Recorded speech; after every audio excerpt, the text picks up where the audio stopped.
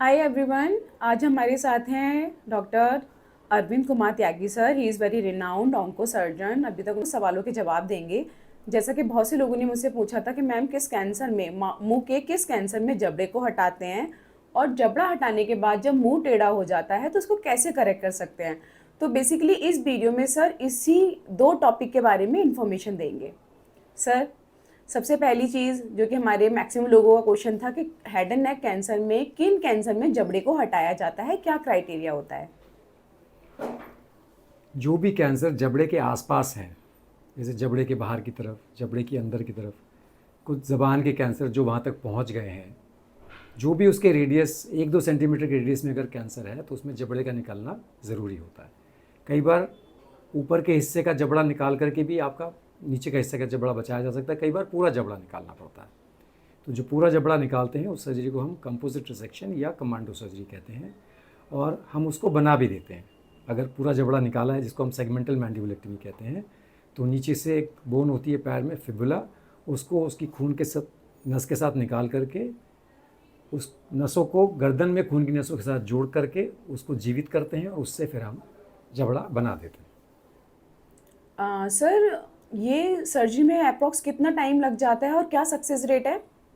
निकालने का टाइम, जबड़ा निकालना, गर्दन से जो गांठें होती हैं, लिम्फ नोड जो कहते हैं, उनको निकालना, जिसका नाम रेडिकल नेक डिसेक्शन है, इस सब को निकालने में करीब 2 घंटे 2.5 घंटे करीब लगते हैं, और बनाने का काम करीब 6 से 7 घंटे का होता है। तो सारा मिला करके करीब ये 8-1 घंटे की सर्जरी होती है। Okay sir. And sir, success rate के बारे में आप कुछ कमेंट करेंगे, हेड एंड नेक कैंसर में कितना बड़ा रोल है। बहुत से लोग ना जब भी कैंसर डायग्नोज होता है, सर्जरी एडवाइस होती है तो वो उसको अवॉइड करना चाहते हैं। तो आप क्या मैसेज कन्वे करेंगे। Oral cavity cancers, oral cavity से मेरा मतलब है जबड़े के आसपास के ज़बान के कैंसर्स में कोई भी इंसान बिना सर्जरी के ठीक नहीं हो सकता है। पहली बात तो ये मानिए। ज़बान में पीछे के हिस्से की तरफ, जो पोस्टीरियर 1/3 हम टंग कहते हैं या ओरोफैरिंक्स कहते हैं, वहाँ पर रेडिएशन और कीमो का रोल होता है, मगर आगे के हिस्से में सर्जरी के बिना ठीक होना असंभव है। ऐसा नहीं है कि सिर्फ सर्जरी से ही काम चलेगा। अगर एडवांस्ड केस है तो सर्जरी के बाद में रेडिएशन और कीमोथेरेपी भी लगती है, पर अगर शुरुआती केस है आगे की तरफ ओरल कैविटी में, तो खाली सर्जरी से आपका काम बन सकता है। ओके सर, आपने एक बार हमारे पुराने वीडियो में आपने डिस्कस किया था कि जो जबड़ा बनाया जाता है वो दो तरीके से बनाया जा सकता है। ऐसा कुछ है क्या, मतलब दो तरह की सर्जरी होती है क्या, free flap and PMC flap, उसके बारे में आप थोड़ा सा बताएंगे। जबड़ा अगर हड्डी कहें हाँ हाँ। तो हड्डी बनाने के लिए तो हड्डी की ज़रूरत पड़ती है, ओके। तो वो तो फ्री फ्लैप के माध्यम से ही हो सकता है। जैसे मैंने अभी बताया कि हम पैर से फिबुला नाम की हड्डी लेते हैं, उसकी ब्लड सप्लाई के साथ में उस ब्लड सप्लाई को हम गर्दन की ब्लड सप्लाई में जोड़ के खून का ओके। दौरा चालू करते हैं। पर अगर आप हड्डी नहीं बनवाना चाहते हैं और खाली मांस और चमड़ी अंदर की जो है वो करवाने के लिए, अगर ऑपरेशन के बाद में, तो छाती से चमड़ी और मांस उठा करके ओके। बिना खून की नस को डिवाइड किए उसको अंदर ही से घुमा करके मुंह तक लाया जा सकता है और बनाया जा सकता है। उसमें हड्डी नहीं बनती, उसको हम कहते हैं पीएमएमसी फ्लैप। ओके सर, ये और आपने जो हड्डी हम हाँ काटते हैं हाँ, और वो बनाते हैं, उसको हम कहते हैं फ्री फिबुला रिकंस्ट्रक्शन। ये आपने सर बहुत ही अच्छी बात बताई, क्योंकि बहुत से लोग बहुत कंफ्यूज रहते हैं कि किसी को नीचे से हड्डी उठा के लगाया है, किसी का छाती से मांस लेके लगाया है, तो किस कैंसर में क्या लगाया, आपने बहुत ही अच्छी बात बताई है।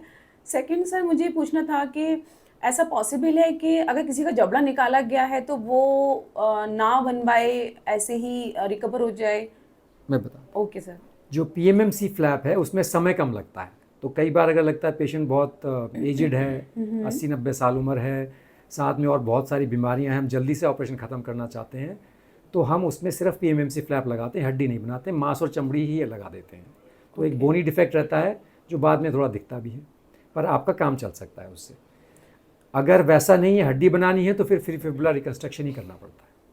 ओके सर, बहुत सारे पेशेंट ने मुझे ये कंप्लेन किया है कि मैम हमारा हेड एंड नेक कैंसर था, सर्जरी हुई, लेकिन ये मुंह टेढ़ा हो गया है, तो उसका रीज़न क्या है। मुंह टेढ़ा अक्सर उनमें होता है जहाँ पर हम हड्डी का रिकंस्ट्रक्शन नहीं करते हैं। अगर खाली अच्छा। अगर पीएमएमसी फ्लैप लगाएं तो हड्डी का एक सेगमेंट गायब है, दूसरी तरफ की हड्डी उसकी उस मसल को खींच रही है, उस हड्डी को उसका मसल खींच रहा है, तो मुंह टेढ़े होने का वो है। अगर आप बोन रिकंस्ट्रक्शन कराते हैं, फ्री फिबुलर रिकंस्ट्रक्शन कराते हैं और बढ़िया प्लास्टिक सर्जन के द्वारा हुआ है, तो मुंह टेढ़े होने का चांस कम है। अच्छा सर, जिनका हो चुका है उनके लिए आप कुछ एडवाइस करेंगे कि वो क्या करें कि करेक्ट हो जाए, या पॉसिबल है करेक्ट होना। पूरा पॉसिबल तो नहीं है, पर हाँ थोड़ा सा फ़र्क पड़ सकता है। गाइड बाइट प्रोस्थेसिस आता है जो ये प्रोस्थोडोंटिस्ट बनाते हैं, ओके। उससे अगर आप मुंह में रखें काफ़ी टाइम तो थोड़ा फ़ायदा उससे मिल सकता है। वाह, thank you so much sir, आपने बहुत ही अच्छा इन शॉर्ट इतना सिंपल लैंग्वेज में काफ़ी कुछ हमें एक्सप्लेन किया। हेड एंड नेक कैंसर के रिगार्डिंग बहुत सारी क्वेरीज आती हैं।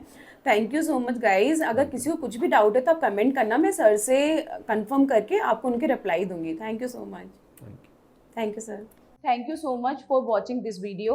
होप सो ये आपको पसंद आए, and please like, comment and share my video and subscribe. Thank you so much.